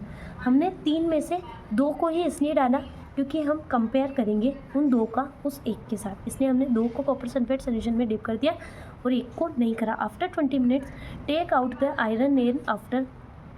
Iron nail from the copper sulphate solution. हम 20 मिनट के बाद इन नेल्स को निकाल लेंगे कॉपर सल्फेट सोल्यूशन से। Compare the intensity of the blue color of copper sulfate solution in test tube। फिर हम इसका कंपेयर करेंगे, इसकी इंटेंसिटी को कंपेयर करेंगे, ब्लू कलर कॉपर की इंटेंसिटी को। Also compare the colour of the iron nails dipped in the copper sulphate solution with the one keeped aside. So guys हमने एक्टिविटी में क्या किया था कि कॉपर सल्फेट के सोल्यूशन में हमने नेल्स को डाल दिया था 20 मिनट तक, और 20 मिनट बाद हमने उसको निकाल के जब देखा तो हमें क्या मिला, हमने जिन 2 नेल्स को कॉपर सल्फेट सोल्यूशन में डिप किया था उसको, और जिस एक को नहीं किया था उसको, दोनों को कंपेयर किया तो हमें क्या मिला? Why does the iron nail become brownish in colour? जो आयरन नेल है वो ब्राउन क्यों हो गई? And the blue colour of copper sulphate solution fades. और जो ब्लू कलर था कॉपर सल्फेट सोल्यूशन का वो फेड क्यों हो गया? उसका ब्लू कलर फेड क्यों हो गया? The following chemical reaction take place in this activity. इस एक्टिविटी में हमने जो भी किया उसकी रिएक्शन क्या होगी? Fe plus CuSO4, iron plus copper sulphate क्या बना लिया उसने? आयरन सल्फेट बना लिया और कॉपर रिलीज कर दिया। तो इन this reaction iron has displaced और रिमूव्ड अनदर एलिमेंट। इस रिएक्शन में क्या हुआ? जो आयरन था उसने किसको डिस्प्लेस किया? कॉपर को, from copper sulphate solution. Copper sulphate iron ने कॉपर को रिमूव कर दिया, आयरन ने कॉपर को डिस्प्लेस कर दिया कॉपर सल्फेट सोल्यूशन से। Then this reaction is called displacement reaction. Displacement reaction क्या होती है? जब कोई भी एलिमेंट डिस्प्लेस कर देता है दूसरे एलिमेंट को तो उसे हम क्या कहते हैं? Displacement reaction. इसके नाम में क्या है? डिस्प्लेसमेंट, मतलब किसी भी एक सब्सटेंस का डिस्प्लेस हो जाना उसके अनदर सब्सटेंस से। Other example of displacement reaction, और एग्जांपल क्या हो सकते हैं डिस्प्लेसमेंट रिएक्शन के? जैसे कि zinc plus copper sulphate. Zinc ने क्या किया? कॉपर को डिस्प्लेस कर दिया और जिंक सल्फेट बना लिया, तो ये डिस्प्लेसमेंट रिएक्शन का एग्जांपल है। नेड प्लस कॉपर क्लोराइड क्या बनता है? नेड क्लोराइड। नेड ने क्या किया? कॉपर को डिस्प्लेस कर दिया। So zinc and lead are more reactive. जो जिंक है और नेड है वो मोर रिएक्टिव एलिमेंट है कॉपर से, इसलिए उन्होंने क्या किया? कॉपर को डिस्प्लेस कर दिया और अपने ही उस कॉपर के कंपाउंड से कॉपर को डिस्प्लेस कर दिया और अपना कंपाउंड बना लिया। सो गाइस, डिस्प्लेसमेंट रिएक्शन की डेफिनेशन क्या हो सकती है? Definition, when less reactive element is displaced by more reactive element is known as displacement reaction। ये हमारी डेफिनेशन हो गई। देन डिस्प्लेसमेंट रिएक्शन पढ़ने के बाद हम चलते हैं डबल डिस्प्लेसमेंट रिएक्शन पे। डबल डिस्प्लेसमेंट रिएक्शन को पढ़ने के लिए भी हम एक एक्टिविटी देखेंगे। सो एक्टिविटी 10 हमें क्या कह रही है, take about 3 ml of sodium sulphate solution in the test tube. हमें 3 ml सोडियम सल्फेट सोल्यूशन लेना है एक टेस्ट ट्यूब में। In another test tube take about 3 ml of barium chloride solution. और एक दूसरे टेस्ट ट्यूब में हमें क्या लेना है, 3 ml of barium chloride solution. एक हमें 2 टेस्ट ट्यूब लेनी है। एक टेस्ट ट्यूब में हमें 3 ml सोडियम सल्फेट लेना है और दूसरे टेस्ट ट्यूब में हमें 3 ml बेरियम क्लोराइड लेना है। मिक्स द 2 सोल्यूशन, और दोनों को मिक्स करना है जैसा कि हमें दिखाया गया है फिगर 1.9 में। हमने एक टेस्ट ट्यूब में क्या लिया था, बेरियम क्लोराइड। हमने एक टेस्ट ट्यूब में लिया था सोडियम सल्फेट और एक टेस्ट ट्यूब में हमने लिया बेरियम क्लोराइड, ठीक है। और जब हमने उसको मिक्स किया, देखो ये जो सोडियम सल्फेट है ये बेरियम क्लोराइड में मिक्स हो रहा है, तो हम क्या ऑब्जर्व करते हैं, व्हाट डू यू ऑब्जर्व, हमें क्या देखने को मिलता है। You will observe that a white substance which is insoluble in water is formed. हमें एक वाइट सब्सटेंस ऑब्टेंड होता है जब सोडियम सल्फेट मिक्स होता है बेरियम क्लोराइड के साथ, तो हमें एक इनसॉल्युबल वाइट सब्सटेंस मिलता है। White substance which is insoluble in water, एक वाइट सब्सटेंस मिलता है जो इनसॉल्युबल होता है वाटर में। This insoluble substance formed is known as precipitate. और उसी इनसॉल्युबल सब्सटेंस को हम क्या कहते हैं, precipitate. Any reaction that produces a precipitate can be called a precipitate reaction. और कोई भी रिएक्शन जो प्रोड्यूस करती है, जो हमें क्या देती है, एक प्रेसिपिटेट देती है, उसे हम प्रेसिपिटेट रिएक्शन कहते हैं। हम देखते हैं कि जब हमने सोडियम सल्फेट को बेरियम क्लोराइड में ऐड किया, मिक्स किया, तो हमें एक इनसॉल्युबल सब्सटेंस फॉर्म्ड हुआ, और उस इनसॉल्युबल सब्सटेंस को हम क्या कहते हैं, प्रेसिपिटेट कहते हैं। और जिस रिएक्शन में हमें प्रेसिपिटेट प्रोड्यूस होता है, जिस रिएक्शन को कंप्लीट होने के बाद हमें एक प्रेसिपिटेट मिलता है, उसे हम क्या कहते हैं, प्रेसिपिटेट रिएक्शन। सो रिएक्शन क्या है, sodium sulphate Na2SO4 plus barium chloride BaCN2 gives, ये दोनों जब रिएक्ट करते हैं तो हमें क्या देते हैं, barium sulphate plus sodium chloride, हमें बेरियम सल्फेट और सोडियम क्लोराइड देते हैं। So what causes this? The white precipitate of BaSO4 is formed by the reaction of SO2 and barium। जो white precipitate BaSO4 है वो हमें क्यों मिला, reaction of SO4 and barium। The other product formed in sodium chloride which remain in the solution। और जो दूसरा product हमें मिला वो क्या था, सोडियम क्लोराइड था, वो वैसा का वैसा ही था सोल्यूशन में। Such reaction in which there is an exchange of ions between the reactant are called double displacement reaction.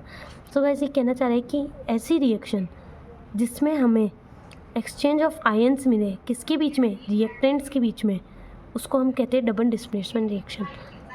तो डबल डिस्प्लेसमेंट रिएक्शन को समझने के लिए हम एक सिंपल वे देखते हैं गाइस। सो एनसीईआरटी ने इस रिएक्शन को डबल डिस्प्लेसमेंट रिएक्शन बताया। अब हम कैसे समझेंगे कि ये डबल डिस्प्लेसमेंट रिएक्शन कैसे है। तो गाइस सबसे पहले हम इसकी डेफिनेशन देखते हैं। डबल डिस्प्लेसमेंट रिएक्शन की डेफिनेशन क्या है, a chemical reaction where two compounds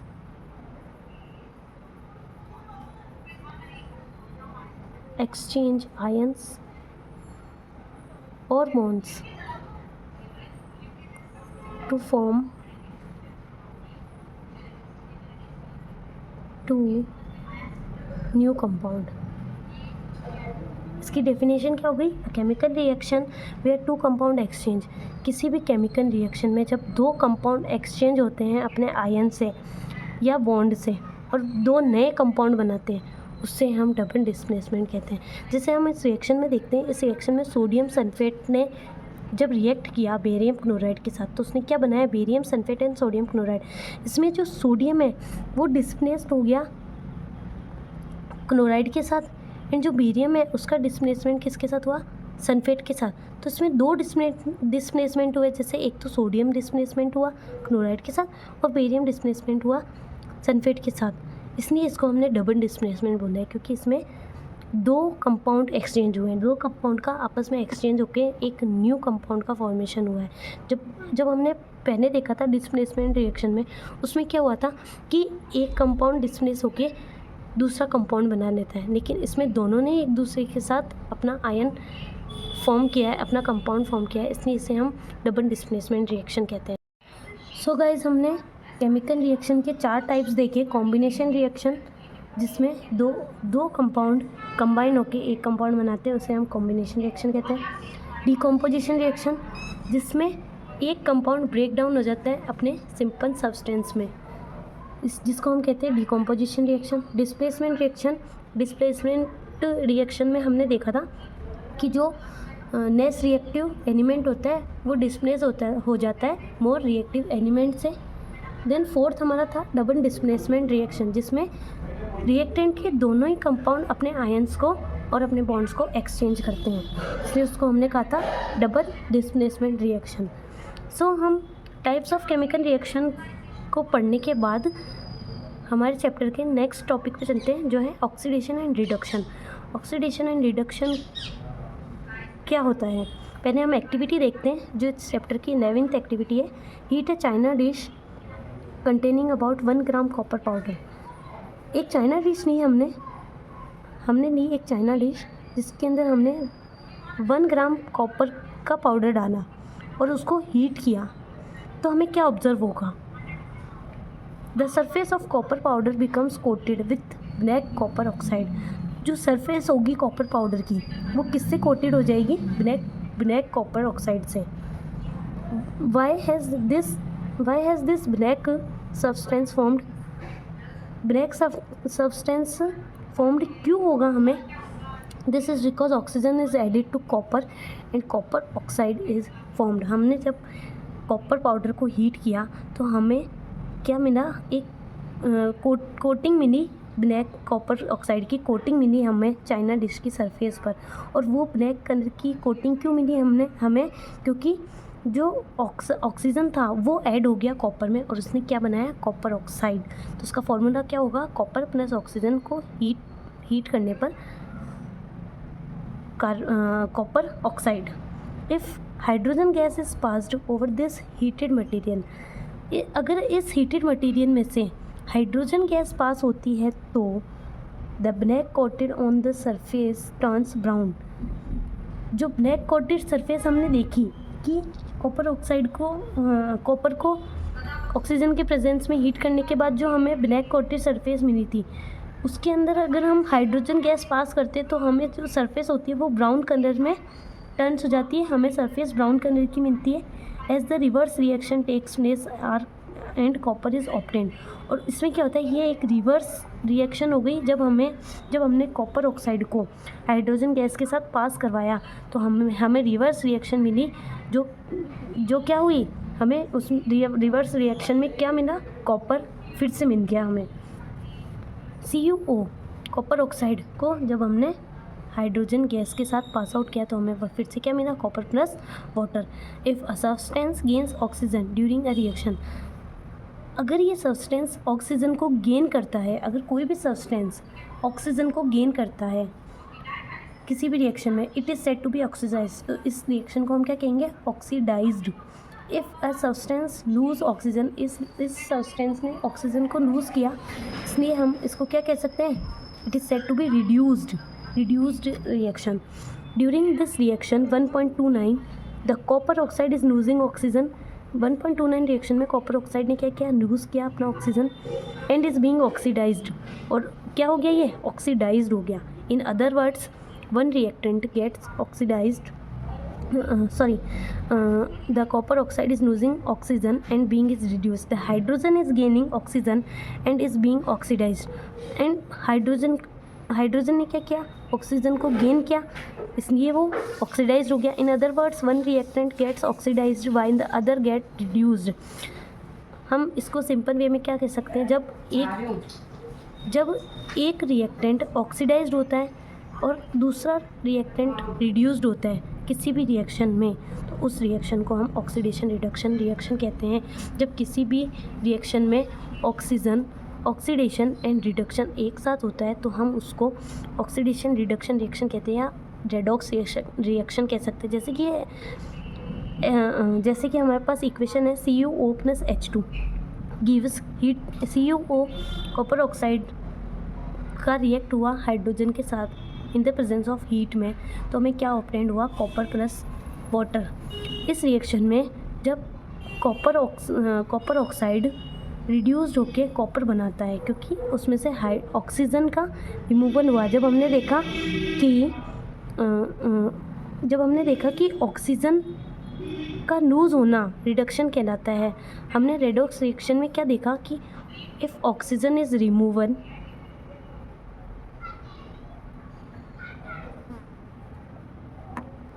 हम देखते हैं कि किसी भी रिएक्शन में ऑक्सीजन का रिमूवल होना और हाइड्रोजन का एडिशन होना क्या कहलाता है, रिडक्शन। और किसी भी रिएक्शन में ऑक्सीजन का ऐड होना एंड हाइड्रोजन का रिमूवल होना क्या कहलाता है, ऑक्सीडेशन। तो हमने देखा कि जब कॉपर के साथ जो ऑक्सीजन था उसका रिमूवल हो गया, कॉपर के साथ ऑक्सीजन का रिमूवल होके उसने प्रोडक्ट में क्या बनाया, सिर्फ कॉपर, तो वो कौन सी रिएक्शन हो गई, रिडक्शन रिएक्शन। और हाइड्रोजन के साथ जब ऑक्सीजन ऐड हो गया, किसी भी रिएक्शन में ऑक्सीजन ऐड होता है तो वो क्या हो गया, हमारा ऑक्सीडेशन। इसीलिए हमने इसको रेडॉक्स रिएक्शन कहा है। जिस भी रिएक्शन में ऑक्सीडेशन और रिडक्शन एक साथ होता है उसको हम रेडॉक्स रिएक्शन कहते हैं। हम कुछ और एग्जांपल भी देख सकते हैं रेडॉक्स रिएक्शन के, जैसे ZnO + C, जिंक के साथ में वो ऑक्सीजन था, ऑक्सीजन का रिमूवल हुआ, तो ऑक्सीजन का जब रिमूवल हुआ तो इससे हम क्या कहेंगे, रिडक्शन। और कार्बन के साथ जब ऑक्सीजन का एडिशन हुआ तो उससे हम कहेंगे ऑक्सीडेशन। ऐसे ही इस रिएक्शन में ऑक्सीडेशन और रिडक्शन कैसे हो रहा है वो आपको फाइंड आउट करना है गाइस, ये आपका होमवर्क है। या आपको फाइंड आउट करना है कि इसमें कैसे रिडक्शन हो रहा है और कैसे ऑक्सीडेशन हो रहा है, और इसका आंसर मुझे कमेंट में ज़रूर दीजिएगा।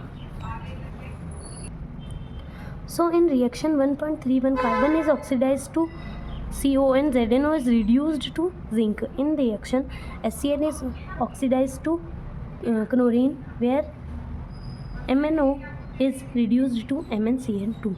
From the above example we can say that if a substance gain oxygen or lose hydrogen during a reaction, हमने जो आगे एग्जांपल्स देखे, क्या हम कह सकते हैं कि उन सब्सटेंस में ऑक्सीजन का गेन हो रहा है और हाइड्रोजन का लूज़ हो रहा है, इट इज़ ऑक्सीडाइज्ड, क्या वो ऑक्सीडाइज हो रहा है। If a substance loses oxygen or gains hydrogen during a reaction is reduced. So हम ऊपर जो हमने एग्जांपल्स देखे उनको देख के हम कह सकते हैं कि इफ़ किसी भी सब्सटेंस में ऑक्सीजन का गेन हो रहा है और हाइड्रोजन का रिमूवल हो रहा है तो उससे हम ऑक्सीडेशन कहेंगे, और किसी भी सब्सटेंस में ऑक्सीजन का लूज़ हो रहा है और हाइड्रोजन का गेन हो रहा है तो उससे हम रिड्यूस्ड कहेंगे। So have you observe the effects of oxidation reactions in everyday life. क्या हम एवरीडे लाइफ में ऑक्सीडेशन रिएक्शन को देख सकते हैं? तो हम उसको किसके फॉर्म में देख सकते हैं, कोरोजन के रूप में। जैसे कि you must have observe that iron article are shiny when new. हम देखते हैं कि जो आयरन आर्टिकल्स होते हैं, कोई भी आयरन के मटेरियल होते हैं, आर्टिकल होते हैं, वो जब नए होते हैं तो शाइन करते हैं, but get coated with a reddish brown powder when left for some time. लेकिन हम देखते हैं कि हम उसको कुछ दिन के लिए, कुछ टाइम के लिए रख देते हैं, कुछ दिनों के लिए जब उस आयरन आर्टिकल को रख देते हैं तो क्या होता है, उसके ऊपर कोटिंग हो जाती है रेडिश ब्राउन कलर पाउडर की। This process is commonly known as rusting of iron, और इस प्रोसेस को हम रस्टिंग ऑफ आयरन भी कहते हैं। Some other metals also get tarnished in this manner. Have you noticed the color of coating form on copper and silver? क्या आपने कभी कॉपर एंड सिल्वर के ऊपर जो कोटिंग हो जाती है उसका कलर देखा है? When a metal is attacked by substance around it such as moisture, acid, etc. जब कोई भी मेटल अटैक्ड होता है, मतलब किसी भी मेटल के ऊपर मॉइस्चर का या एसिड का अटैक होता है, तो it is said to corrode, तो उसे हम कोरोड कहते हैं। And this process is called corrosion, जब किसी भी मेटल के ऊपर अटैक होता है किसका, मॉइस्चर का, एसिड का, या किसी भी या एयर का, ऑक्सीजन का, किसी का भी, तब हम उसको कोरोड कहते हैं। और इसी पूरे प्रोसेस को हम कोरोजन कहते हैं। तो कोरोजन की डेफिनेशन क्या हो जाएगी, when a metal is attacked by substance around it such as moisture, acids etcetera, it is said to corrode and this process is called corrosion. The black coating on silver and green coating on copper, हमें ऊपर सवाल पूछा था कि क्या हमने कभी silver और कॉपर पे कोटिंग देखी है, उसका कलर देखा है। तो black coating on silver, silver के ऊपर कौन से कलर की कोटिंग होती है, ब्लैक कलर की। And the green coating on copper, copper के ऊपर ग्रीन कलर की कोटिंग हो जाती है। ये भी एक एग्जांपल है किसका, कोरोजन का। Corrosion causes damage to car bodies, bridges, iron railings, ships and to all object made of metal. Corrosion जो है वो सबको डैमेज कर सकता है, किस किस को, कार बॉडीज़ को, ब्रिजेस को, ऐसे सब मेटल्स को वो डैमेज कर सकता है, ऐसे सारे ऑब्जेक्ट्स को वो डैमेज कर सकता है जो मेटल से बने हैं, स्पेशली जो आयरन से बने हैं, उन सबको कोरोजन डैमेज कर सकता है। Corrosion of iron is a serious problem, iron के ऊपर कोरोजन एक सीरियस प्रॉब्लम है। Every year an enormous amount of money is spend to replace damage iron, हर साल हमारा बहुत सा मनी स्पेंड हो जाता है, खर्च करना पड़ता है, हमें बहुत मनी खर्च करना पड़ता है, किस लिए, कि रिप्लेस डैमेज आयरन को हटाने के लिए। You will learn more about corrosion in chapter 3। आप ज़्यादा ये कह रहा है कि कोरोजन को हम ज़्यादा अच्छे से चैप्टर 3 में पढ़ेंगे। सो गाइस, कोरोजन को पढ़ने के बाद अब हम इस चैप्टर के लास्ट टॉपिक पे आ गए हैं, जिसका नाम है rancidity. Have you ever tasted or smelled the fat oil containing food material is left for a long time. कह रहा है कि क्या आपने कभी फैट या ऑयल कंटेनिंग फूड मटेरियल जो होता है, जो बहुत टाइम से पड़ा है, कोई फूड है ऑयल कंटेनिंग फूड है, वो बहुत टाइम से पड़ा है, क्या आपने कभी ऐसे फूड को टेस्ट किया है। When fats and oils are oxidise, जब फैट और ऑयल ऑक्सीडाइज हो जाते हैं, दे बिकम रेंसिड, तो वो रेंसिड बन जाते हैं। And they smell and taste change. तो रेंसिड का मतलब क्या, मतलब वो रेंसिड बन जाते हैं तो क्या होता है, उससे उसका स्मेल और जो उसकी टेस्ट होती है वो पूरे चेंज हो जाती है। Usually substances which prevent oxidation are added to food containing fat and oil. Usually क्या होता है, substance which prevent oxidation are added, हम जो बाज़ार के जो पैकेट्स होते हैं उनमें क्या होता है, एंटीऑक्सीडेंट सब्सटेंस डाला जाता है ताकि वो जो फैट और ऑयल है वो ऑक्सीडाइज्ड ना हो और फूड ख़राब ना हो। Keeping food in air tight container, हमें ऑयली फूड्स को एयर टाइट कंटेनर में कंटेन करना चाहिए। And to slow down oxidation, ताकि उसकी ऑक्सीडेशन कम हो जाए। Do you know that chips manufacture usually fresh bag of chips with gas such as nitrogen. क्या आपको पता है, जो चिप्स मैन्युफैक्चरिंग जो फैक्ट्रीज होती है, जो चिप्स बनाती है, वो उन चिप्स के पैकेट में कौन सी गैस डालते हैं, नाइट्रोजन गैस। नाइट्रोजन गैस क्या होती है, नाइट्रोजन गैस प्रिवेंट करती है चिप्स को ऑक्सीडाइज्ड होने से, इसलिए वो जो चिप्स के पैकेट होते हैं वो फुने रहते हैं, क्योंकि उसमें नाइट्रोजन गैस रहती है और वो नाइट्रोजन गैस हमारे फूड को ऑक्सीडाइज नहीं होने देती है। सो गाइज, यही था आज का टॉपिक। हमारा chemical reaction and equation chapter यहाँ फिनिश हो गया है। हमने 9 to 9 हमने इसके पहले वाली वीडियो में इसके पूरे शॉर्ट नोट्स देखे थे और आज पूरी NCERT 9/9 हमने कंप्लीट कर ली है।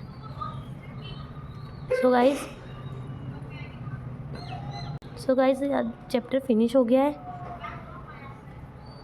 तो आपको मेरी वीडियो पसंद आई हो तो इसे लाइक करना, शेयर करना और सब्सक्राइब कर देना। Thank you for watching.